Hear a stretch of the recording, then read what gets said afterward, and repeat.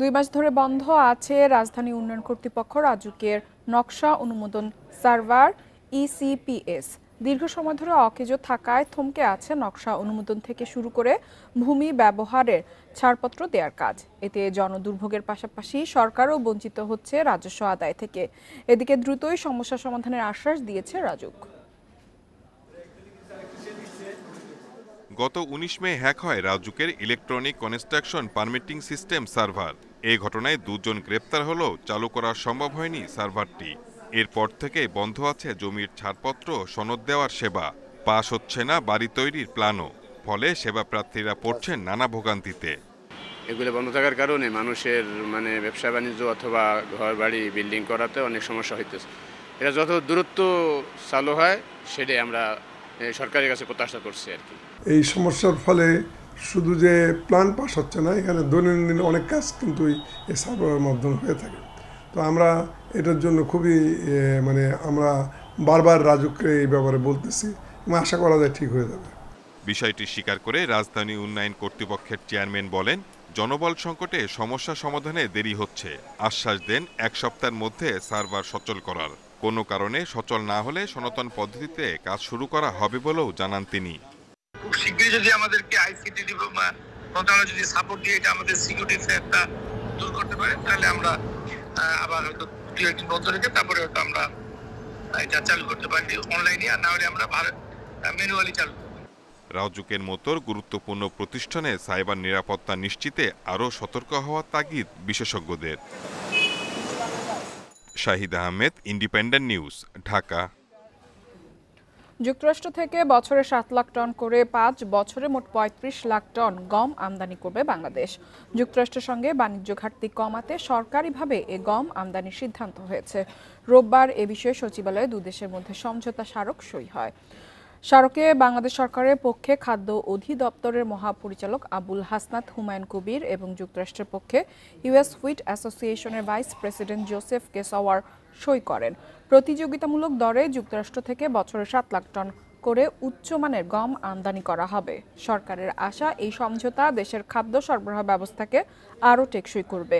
একই সঙ্গে 2 দেশের দ্বিপাক্ষিক বাণিজ্য ও কৌশলগত সম্পর্ক আরও গভীর হবে।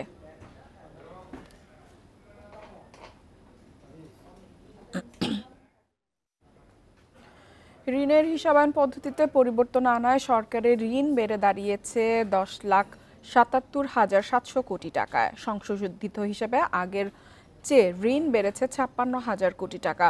বাজেট ঘাটতি মেটাতে স্থানীয় ও বিদেশি উৎস থেকে ঋণ নেয় সরকার। স্থানীয় উৎসের মধ্যে ব্যাংক, আর্থিক প্রতিষ্ঠান, সঞ্চয়পত্র ও বাংলাদেশ ব্যাংক রয়েছে। অর্থ বিভাগের হিসাব মতে 2023-24 অর্থ বছর শেষে অভ্যন্তরীণ উৎস থেকে সরকারের মোট ঋণ ছিল 10,20,205 কোটি টাকা। অর্থ বিভাগের কর্মকর্তারা জানিয়েছেন, অর্থের যোগানে কেন্দ্রীয় ব্যাংক থেকে অগ্রিম আর্থিক সুবিধা নেয় সরকার। দায় হলেও এতদিন ঋণের হিসেবে তা দেখানো হতো না। এবার নতুন পদ্ধতিতে অগ্রিম সুবিধাকেও ঋণ হিসেবে দেখিয়েছে অর্থ বিভাগ। এর ফলে অভ্যন্তরীণ উৎস থেকে সরকারের নেয়া ঋণের পরিমাণ বেড়েছে।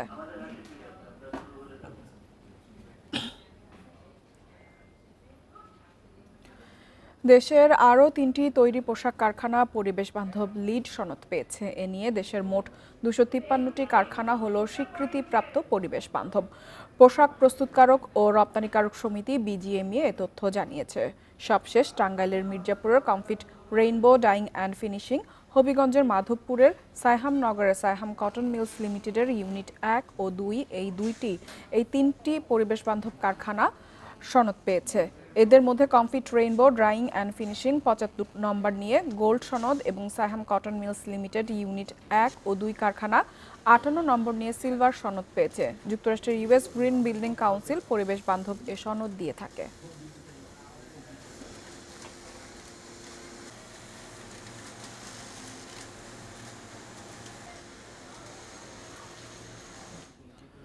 সংস্কার নিয়ে রাজনৈতিক দলগুলোর সঙ্গে ঐকমত্য কমিশনের বৈঠক শেষে ব্রিফিং করছেন বিএনপির স্থায়ী কমিটির সদস্য সালাউদ্দিন আহমেদ। সরাসরি চলে যাচ্ছে সেখানে। পর্যায়ে আছে, যদি শুনানি হয় সেই দুটো ক্ষেত্রেই আমরা আশা করি যে তত্ত্বাবধায়ক সরকার পদ্ধতি আদালতের রায়ের মাধ্যমে পুনঃপ্রতিষ্ঠিত হবে। তারপরেও জাতীয় সংসদের এখতিয়ার আছে, লেজিসলেচারের সম্পূর্ণ এখতিয়ার আছে নতুন করে লেজিসলেট করার। সেই ক্ষেত্রে ত্রয়োদশ সংশোধনীতে যেভাবে তত্ত্বাবধায়ক সরকারটা প্রতিষ্ঠিত হয়েছিল সেই বিধানের বাইরে, অর্থাৎ জুডিশিয়ারিকে, বিচার বিভাগকে বাইরে রেখে আর কোনো অপশন কয়েকটি রাখা যায় কিনা, যেহেতু জুডিশিয়ারিকে বাইরে রাখার ক্ষেত্রে মোটামুটি একটা ঐক্যমত্য আছে বিচার বিভাগকে বিতর্কের বাইরে রাখার জন্য। তো সেই অপশনগুলো আলোচনা অনেকদিন হয়েছে। আজকে একটা ড্রাফট মোটামুটি সবার মতামতের প্রেক্ষিতে ঐক্যমত্য কমিশন থেকে প্রণয়ন করা হয়েছে, কিন্তু সেইখানেও কোনো অবজারভেশন আছে কিনা, ছোটখাটো কোনো সংশোধনী আনতে হবে কিনা, সেটা যার যার দলীয় ক্রমে আলোচনা করে আগামীকালকে পরশুদিন সকালে উপস্থাপনের জন্য ওনারা সময় নির্ধারণ করেছেন।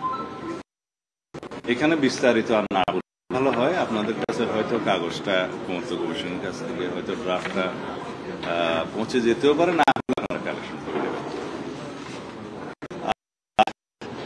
প্রধানমন্ত্রীর একই পদে মানে ঐক্যমত্য কমিশনের বৈঠক শেষে ব্রিফিং করছিলেন বিএনপির স্থায়ী কমিটির সদস্য সালাউদ্দিন আহমেদ। ফায়ার সার্ভিসের ক্লিয়ারেন্স না পাওয়ায় সেনা কল্যাণ ভবনে অবস্থিত বাংলাদেশ ব্যাংকের পরিদর্শন বিভাগ ৩-এর কার্যক্রম শুরু করা যাচ্ছে না বলে জানিয়েছেন বাংলাদেশ ব্যাংকের মুখপাত্র। রোববার কেন্দ্রীয় ব্যাংকের কার্যালয়ে সাংবাদিকদের একথা বলেন তিনি। গেল বৃহস্পতিবার রাতে সেনা কল্যাণ ভবনের ২১ তলায় আগুন লাগে। ঘণ্টাখানেক পর ফায়ার সার্ভিস আগুন নিয়ন্ত্রণে আনে, তবে এতে ক্ষতিগ্রস্ত হয় কেন্দ্রীয় ব্যাংকের পরিদর্শন বিভাগ ৩ বিভাগে ১১টি বাণিজ্যিক ব্যাংকের পরিদর্শনের নথি সংরক্ষিত রয়েছে। তবে মুখপাত্রের দাবি, অফিসের আসবাবপত্র আগুনে ক্ষতি হলেও পরিদর্শনের গুরুত্বপূর্ণ কোনো নথি ক্ষতিগ্রস্ত হয়নি। মুখপাত্র জানিয়েছে, এই ঘটনায় বাংলাদেশ ব্যাংক কোনো তদন্ত কমিটি গঠন করেনি, তবে ফায়ার সার্ভিসের তদন্তের প্রতিবেদনের আলোকে ব্যবস্থা নেওয়া হবে বলে জানান তিনি।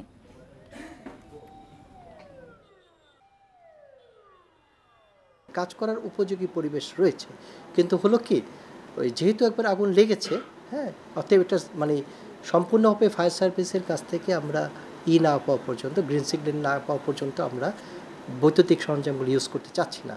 এখন যদি বাই চান্স কোনো ক্ষতিগ্রস্ত হয়, হ্যাঁ, এই কারণে ব্যাংক ইন্সপেকশন করা, ডিবিআই 3 আন্ডারে ইন্সপেকশন করা হয়, তাদের কোনো গুরুত্বপূর্ণ নথি ক্ষতির শিকার হয়নি। 2024-25 অর্থ বছরে হিলি স্থলবন্দরে রাজস্ব আহরণের ঘাটতি দাঁড়িয়েছে 20 কোটি 76 লাখ টাকা। এ সময় লক্ষ্যমাত্রা ছিল 740 কোটি 9 লাখ টাকা। এর বিপরীতে আহরণ হয়েছে 719 কোটি 33 লাখ টাকা। ভারত বাংলাদেশ সম্পর্কের অবনতির কারণে আমদানি কমায় রাজস্ব আহরণ কমেছে বলে দাবি কাস্টমস কর্তৃপক্ষের। তবে পণ্য আমদানির ক্ষেত্রে বিরাজমান জটিলতা নিরসন হলে আমদানির সাথে রাজস্ব আহরণ বাড়বে বলে দাবি বন্দরের ব্যবসায়ীদের। আগে 150 থেকে 170 ট্রাক পর্যন্ত বিভিন্ন ধরনের পণ্য আমদানি হলেও এখন 25 থেকে 30টি ট্রাকে পণ্য আমদানি হচ্ছে। এদিকে বন্দরে আমদানি রপ্তানি কমায় বিপাকে পড়েছেন শ্রমিকরাও।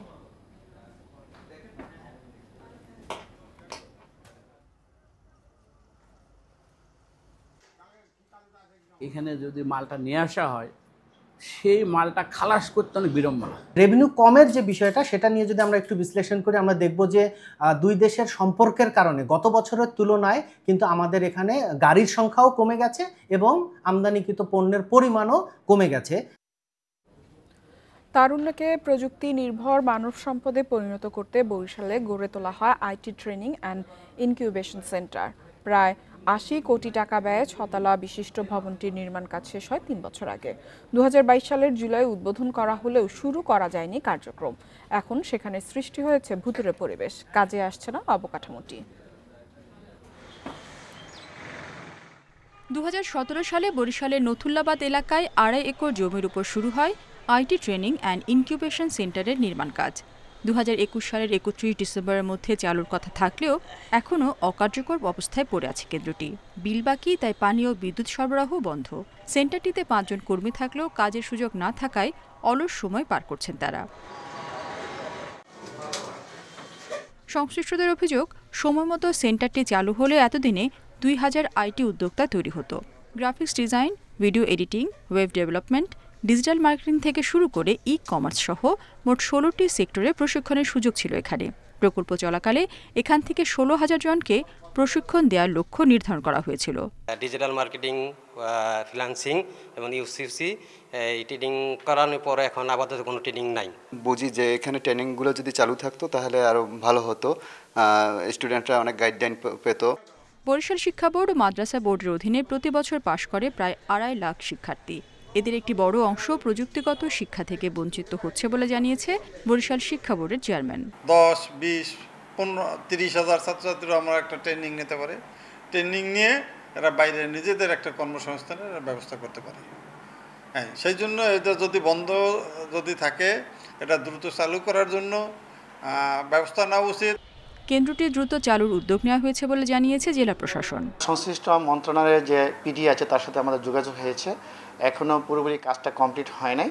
তো আমরা বলেছি যে দ্রুত এই প্রকল্পের কাজটি সম্পন্ন করার পরে এখানে অনেক স্টুডেন্টরা বেরিয়ে আসছে, তারাও যেন এখান থেকে এই সুবিধাটা পায়, এই জন্য আমরা প্রয়োজনীয় উদ্যোগ গ্রহণ করব। দেশের দক্ষিণাঞ্চলের প্রযুক্তি উন্নয়ন ও তারুণ্যের কর্মসংস্থানে গুরুত্বপূর্ণ ভূমিকা রাখার কথা ছিল এই সেন্টারটির, কিন্তু সরকারি উদ্যোগের অভাবে তা বাস্তবায়ন হচ্ছে না। Independent news.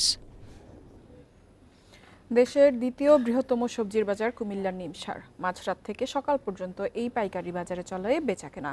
দৈনিক বিক্রি 2 থেকে 3 কোটি টাকা। আবহাওয়া ও সবজির সরবরাহের উপর নির্ভর করে এই বাজারের দাম দর। ঢাকা চট্টগ্রাম মহাসড়কের পাশে কুমিল্লার বুড়িচংয়ের নিমসার বাজার। মাঝরাত থেকেই এখানে বিক্রেতা ও পাইকারদের ভিড়। দেশের দ্বিতীয় বৃহত্তম এই কাঁচা বাজারে সারা দেশ থেকে আসেন ক্রেতারা। রাজধানীর কারণ বাজারের পর এই বাজারে সবচেয়ে বেশি কাঁচা শাকসবজি আসে দেশের নানা প্রান্ত থেকে। নিমসার বাজার থেকে পাইকাররা ট্রাক ভরে কিনে বিক্রি করেন স্থানীয় বাজারে।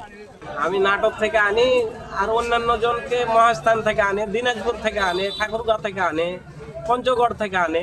রাত্রে নামে আবার সকালেও বিক্রি হয়ে যায়, একটা মালও বাসি হয়। সম্প্রতি অতিবৃষ্টি বিভিন্ন এলাকায় জলাবদ্ধতার কারণে নিমসার বাজারে শাকসবজির দাম প্রতিদিনই ওঠানামা করছে। আড়তদাররা জানান, সরবরাহ কম থাকলে স্বাভাবিকভাবেই সবজির দাম বাড়ে। তবে গত সপ্তাহের তুলনায় এ সপ্তাহের দাম কিছুটা কম। কম আসে তাহলে হয়তো রেটটা একটু বাড়তি থাকে, আর মাল যদি আমদানি বেশি থাকে তাহলে রেটটা একটু কম থাকে। রাত্রে শশার বাজার আসলে 1400 টাকা কি 1500 টাকা, এখন শশা শর্ট বাজারে এই কারণ নাই দিকে এখন 2100 টাকা 2000 টাকা রয়েছে। এই যে 6 টাকা কিনা নিচ্ছি 10 টাকা বিক্রি করি, খরচ আছে, গাড়ি ভাড়া আছে, এরকম আর কি 2 টাকা 3 টাকা এক মোড়ায় পাই আর কি। কুমিল্লার নিমসার বাজারে শাকসবজির পাশাপাশি সারা দেশ থেকে আসা বিভিন্ন ফলমূলও বিক্রি হয়। বুড়িচং উপজেলা প্রশাসনের অধীনের এই বাজারটি ইজারার মাধ্যমে পরিচালিত হয়। Independent news. খুলনার হোগলাপাতার ঝুড়ি আর সুপারি গাছের খোলের তৈরি প্লেট যাচ্ছে ইউরোপ আমেরিকায়। ঝুড়ি ও প্লেট তৈরি করে স্বাবলম্বী হচ্ছেন নারীরাও। উদ্যোক্তারা বলছেন, পরিবেশসম্মত এসব পণ্যের চাহিদা রয়েছে বিদেশেও। কার্যকর পদক্ষেপ নেওয়া হলে আয় হবে বৈদেশিক মুদ্রাও। খুলনার ডুমুরিয়ার ভিলেজ সুপার মার্কেটে হোগলাপাতার তৈরি সুতা দিয়ে তৈরি হচ্ছে ঝুড়ি। ঘরের সরঞ্জামাদি রাখতে পরিবেশসম্মত এই ঝুড়ির চাহিদা রয়েছে বিদেশে। একদিনে একজন ঝুড়ি তৈরি করছেন 2 থেকে 3টি। এ থেকে আয় দিয়ে সংসারে আসছে আর্থিক স্বচ্ছতা।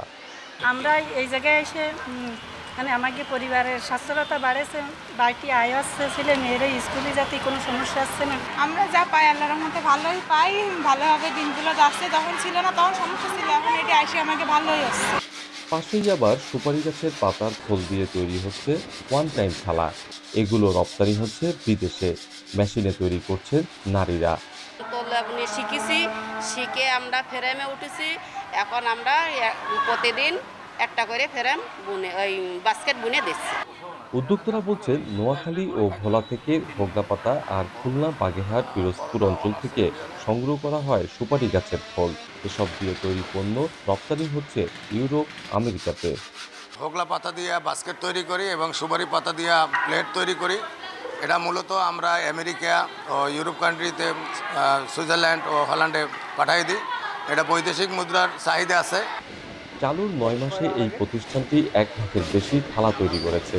পাশাপাশি তৈরি হয়েছে 10,000 হোগলাপাতার তৈরি ঝুড়িও। অভিজিৎ পাল, ইন্ডিপেন্ডেন্ট নিউজ, খুলনা। শেয়ার বাজারের খবর।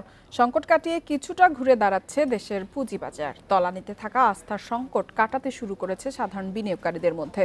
এতে সপ্তাহের শুরুতেও ইতিবাচক ঢাকার শেয়ার বাজার। প্রধান সূচক বেড়েছে 61 পয়েন্ট, শেয়ার দর বেড়েছে 45 ভাগ প্রতিষ্ঠানের। অন্যদিকে চট্টগ্রাম স্টক এক্সচেঞ্জের সার্বিক সূচক বেড়েছে 146.90 পয়েন্ট।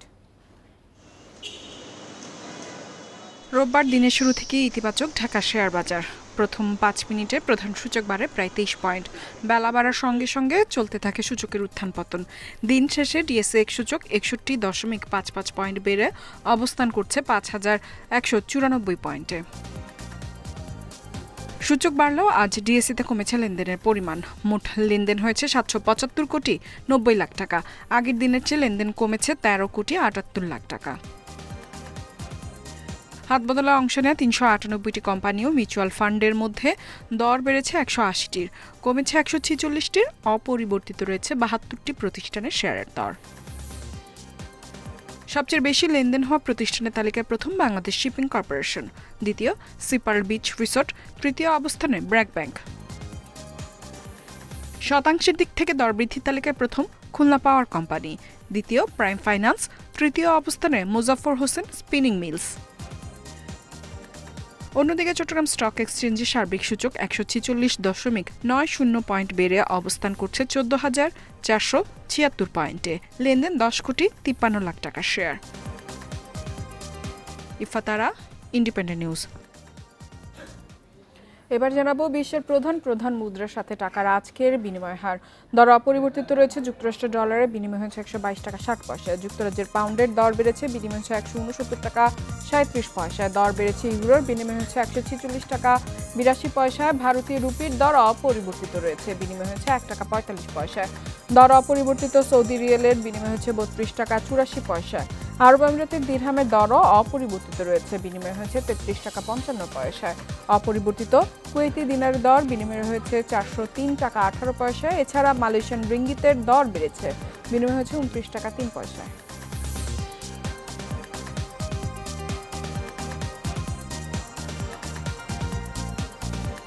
আর এই ছিল অর্থনীতি সারাদিনের আজকের আয়োজনে। ইন্ডিপেন্ডেন্ট টেলিভিশনের সব খবর আরও জানতে চোখ রাখুন ফেসবুক, ইউটিউব এবং এক্সে। আমন্ত্রণ আমাদের পরবর্তী সংবাদে।